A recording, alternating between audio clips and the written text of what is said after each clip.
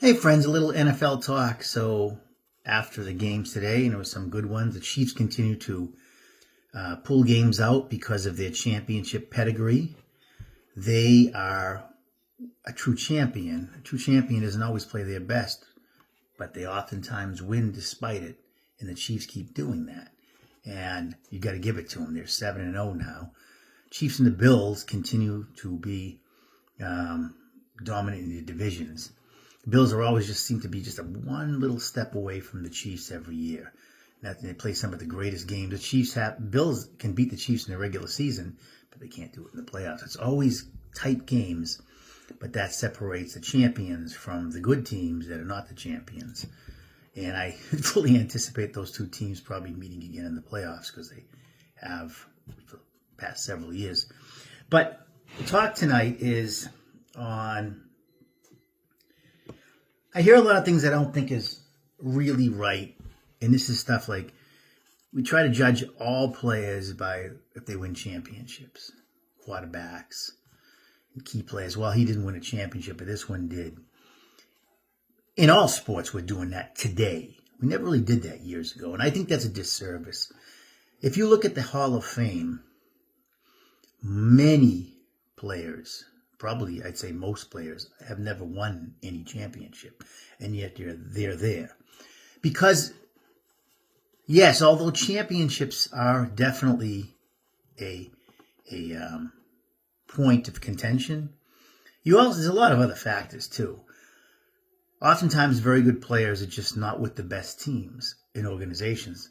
But Butkus, for instance, he did win a championship before the Super Bowl in 1962, I believe. 62 or 3. They beat the Giants in the NFL championship before there were Super Bowls, a couple of years before that.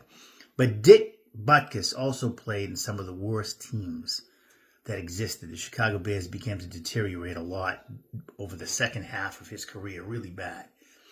But that's not his fault. I mean, he played on a bad team. Back then, especially, he didn't just jump ship when your team wasn't good and you were a free agent.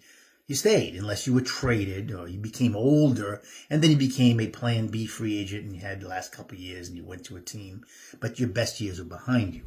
It wasn't like today where everybody just jumped ship to try to get a championship ring. And that's something that needs to be said too, especially in basketball, where players get together so they can create like all-star teams. That's not the same as back in the day when teams stayed with their teams and they nugged it out through good and bad times and won championships. But this thing where they have to have a championship to be a Hall of Famer or a great, I totally disagree with that. Oh, does it help? Of course. I'm not like the Mahomes, the Bradys, the Terry Bradshaws, and all. If you're talking about quarterbacks, but even other players of the game. Keep in mind who they're with. Like, let's go with NFL quarterbacks, for instance.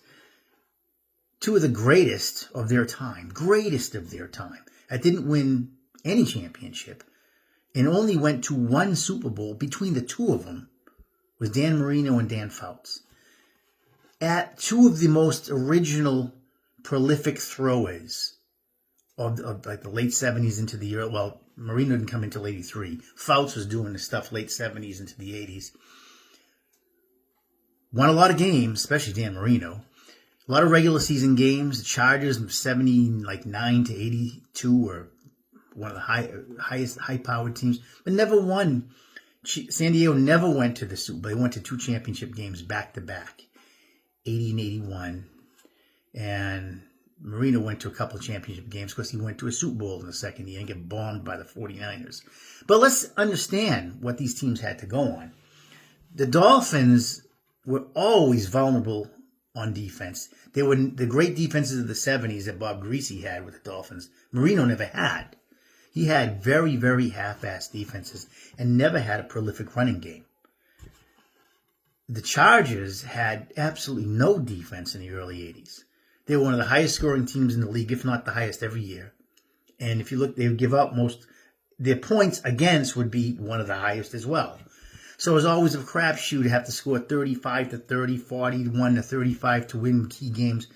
Eventually, you're going to lose that. Eventually, you can't do that all the time. You're going to have a game where a better team that has a great defense is going to slow you down, and you're going to lose. And that's exactly what happened to Fouts every year, and often to Miami. Miami had to deal with Buffalo in like the late 80s, early 90s. And they were never as good a team. They didn't have the running game, Thurman Thomas. They didn't have their defense. And Miami often lost to Buffalo in the playoffs and always went up second place. So they did win the divisions a couple times, but they wound up losing to Buffalo in the playoffs because Buffalo had a better team.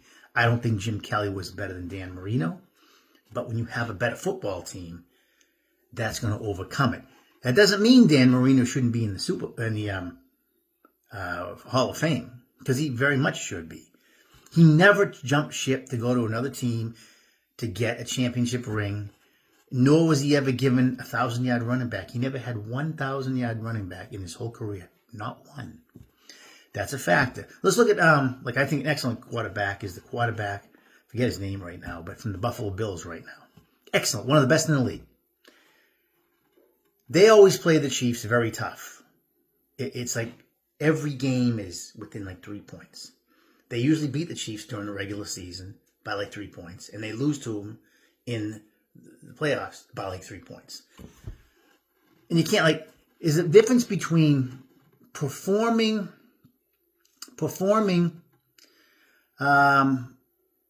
well in losing and then not performing, and that's the factor. Like a couple of years back, the Bills quarterback, he had the Bills in the lead in Kansas City. It was like a 36-33 loss and 39. He put them in the lead with a touchdown, and his defense couldn't hold with 13 seconds. So you can't say he didn't play a good game. Where the issue comes, whether you win or lose, is if you play like Dak Prescott. You go to the playoffs and you lay an egg. Okay, when you do that, that takes away your pedigree of how great you played during the regular season. But if you play a very good game consistently every year in the playoffs, and you're beaten by a little bit better quarterback or just a little bit better football team, that doesn't take you away from being great. It's if you do your best and you play very well, when you still wind up losing because your team just isn't as good, that doesn't mean you're not a great player, and you shouldn't be recognized as that, and maybe a Hall of Fame player. I think the Buffalo quarterback right now is well on his way to the Hall of Fame, as well, of course, as Mahomes. He just hasn't been able to get slightly by Mahomes, but it's not. Last year they lost. The Chiefs guy missed a field goal. It's not his fault. Guy missed a tying field goal. He played a great football game. A couple of years back, it's not his fault. His defense couldn't hold with 13 seconds to go in the game. That's not his fault. He did what he had to do to put his team in place. But when you have the Dak Prescotts of the league, and I hate to pick on that, but I followed Dallas for years, and I'm not a fan. When you have consistent, terrible performances in the playoffs, that's different. Because now you're not even doing your part.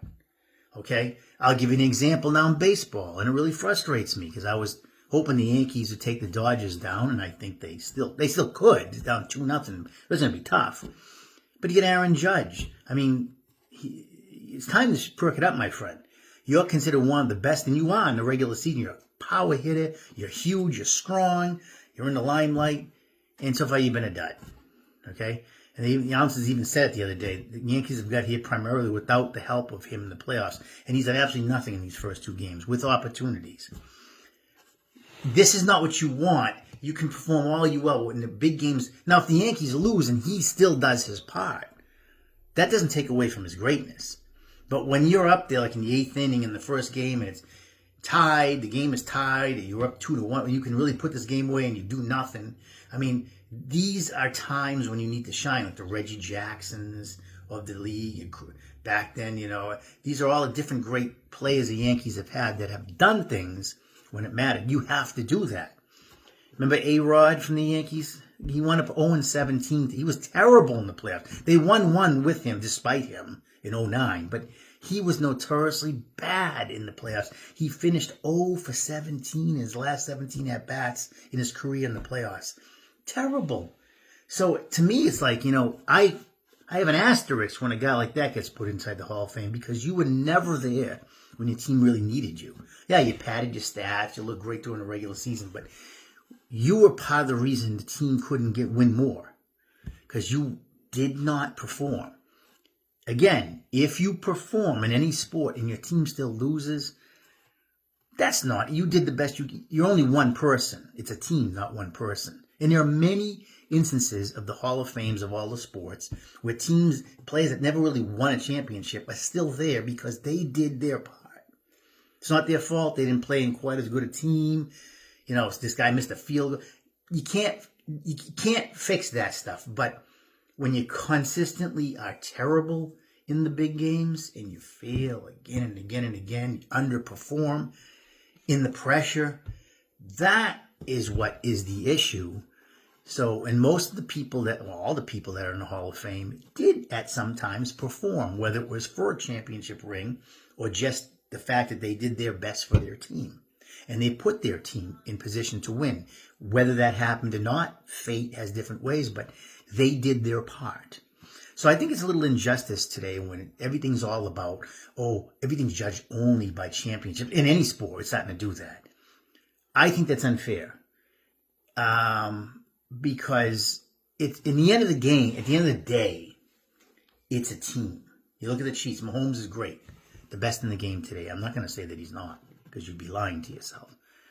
But he also has a great organization and a great defense. Last year, his defense saved him a lot, and he'd be the first to admit it.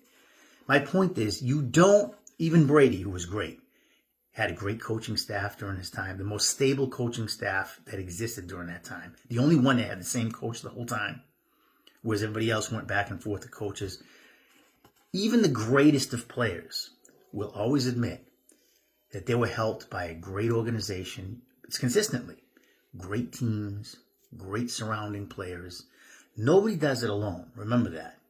So that's just my talk today not for sports in general. I kind of highlighted the NFL because saw the NFL today. But in general, in sports, great players often play in great teams and they'll win. Sometimes great players don't play in the greatest of teams and they do excellent job. But again, through no fault of their own, they don't have that opportunity to get that ultimate ring. It doesn't mean they were a great player. And that's why you'll see their name often in the Hall of Fame. That's just my comment for the day. So I hope you have a great night. God bless.